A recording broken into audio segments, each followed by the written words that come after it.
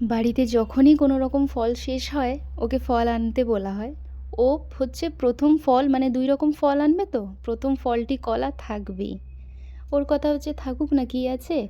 কলা যখন বাড়িতে থাকবে, সকালের জলখাবার তো একরকম খেতে ভালো লাগে না, মাঝে মধ্যে একটু স্মুদি বানিয়ে খেয়ে নেবে, খেতে ভালো লাগবে। কথাটাও ঠিক। আর প্রত্যেকবার কলা খাবার শেষের দিকে যখন চলে আসে, ১-২টো কলা এমনভাবে পেকে যায় যে সেটা খাবার আর কোনো উপায় থাকে না, জানেন? আজকে ভাবলাম একটু অন্যরকম করে স্মুদি বানাবো। বহুদিন ধরেই ভাবছিলাম। মিক্সির জারে ২টো কলা, ১টি আপেল নিয়েছি, আপেলের উপরের খোসাটা ফেলে দিয়েছি।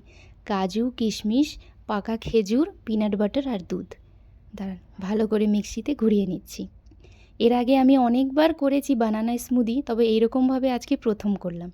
আমার কমেন্ট বক্সে অনেক কমেন্ট এসেছিল যে একবার আপেল দিয়ে ট্রাই করে দেখো, খুব ভালো লাগবে খেতে।